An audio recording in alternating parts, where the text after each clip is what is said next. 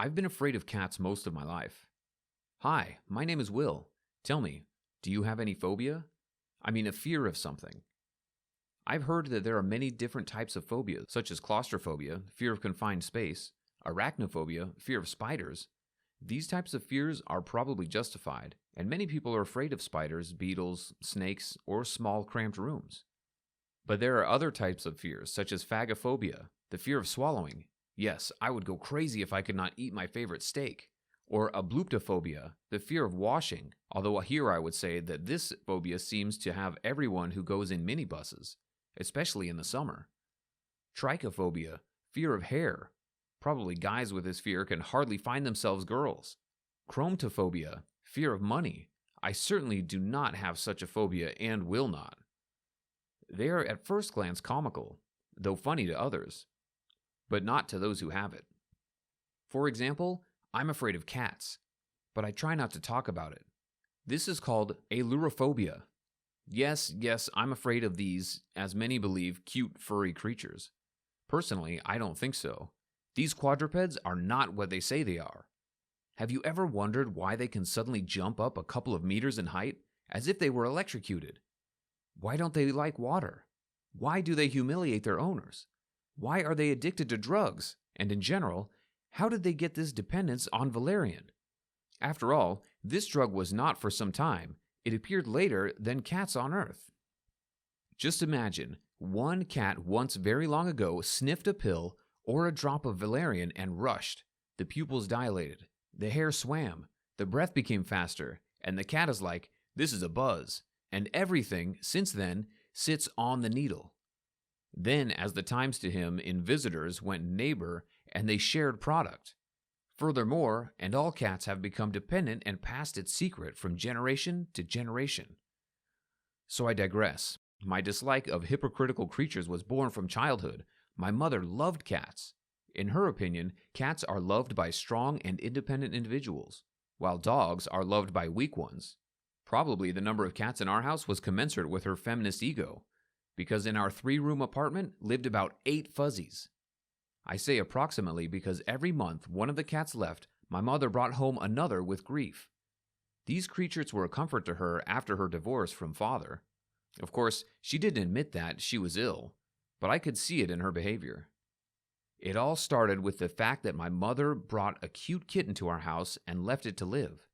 Since I was already suffocating from her overprotection, she shifted the focus of her attention to the animal. Tony, that was his name, and he didn't mind.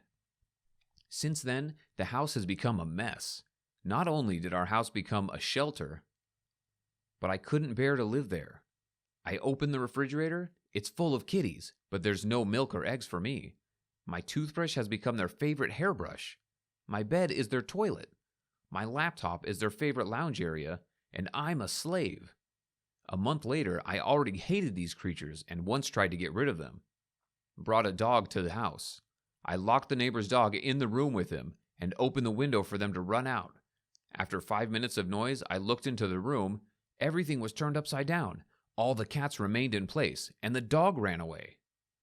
That night, in my sleep, I found it difficult to breathe, as if I were being strangled.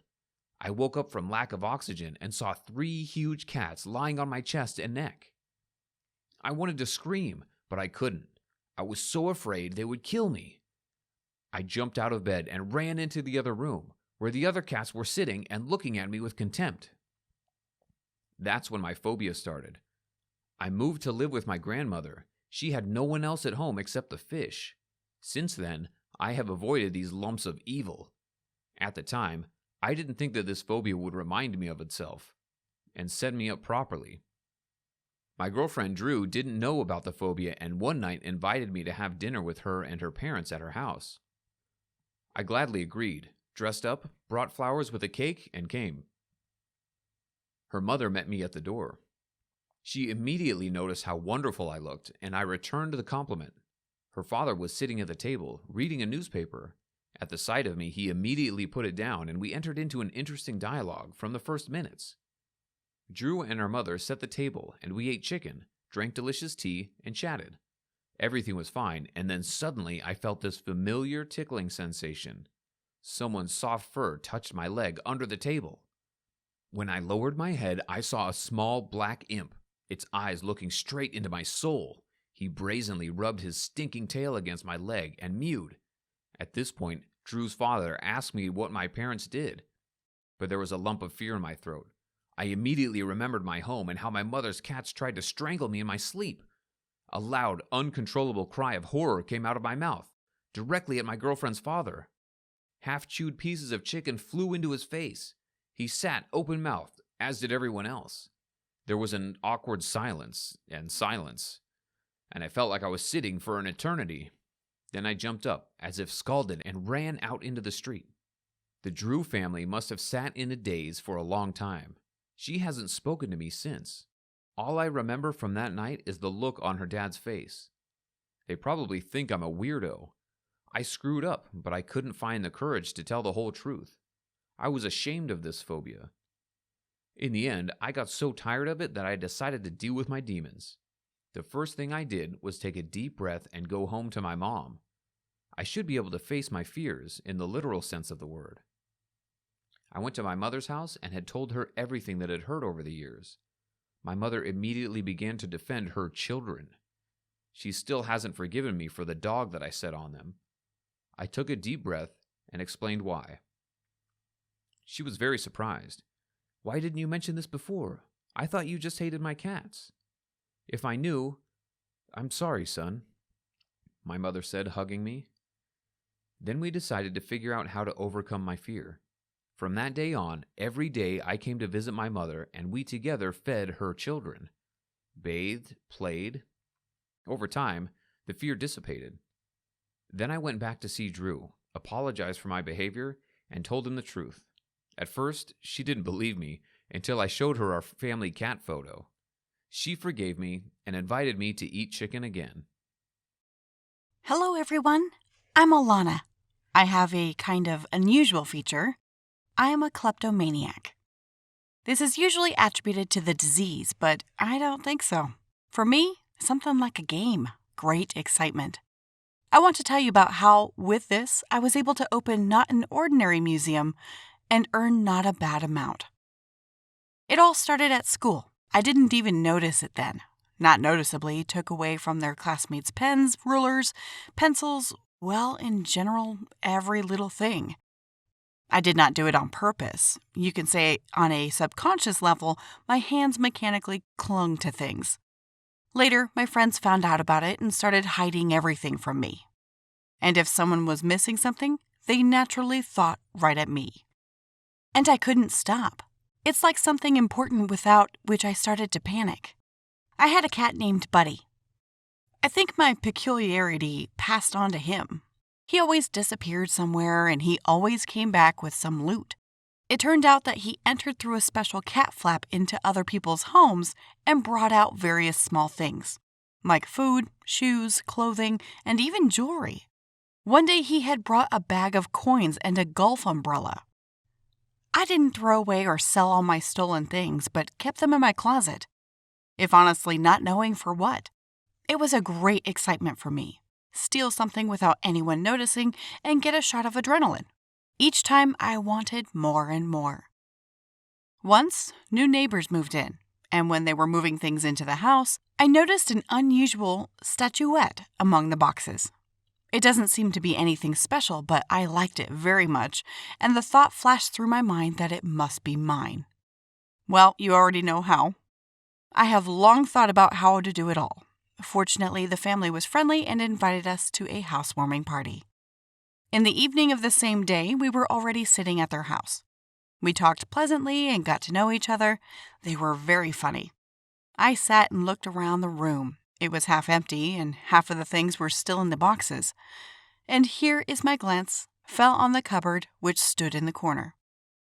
On the shelf next to the books, I noticed the same statuette. I almost screamed with delight. A plan began to form in my mind, but there was one disadvantage in this plan.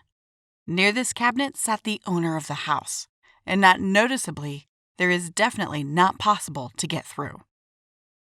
But I wasn't going to back down. I really needed her. Otherwise, I would not have calmed down. Different options came to mind, but not one of them fit. I didn't know what to do, and besides, the evening was coming to an end and we had to leave soon. There was only one thought in my head: either today or never. I was starting to have a mini panic when suddenly there was a big crash in the other room. Everyone got up at once and ran towards the kitchen. And I used the moment to run like a bullet to the closet, grabbed the statuette, and ran home as soon as possible. Already at home, I threw it in my closet and decided to go back to the neighbors. It all happened so quickly that no one noticed.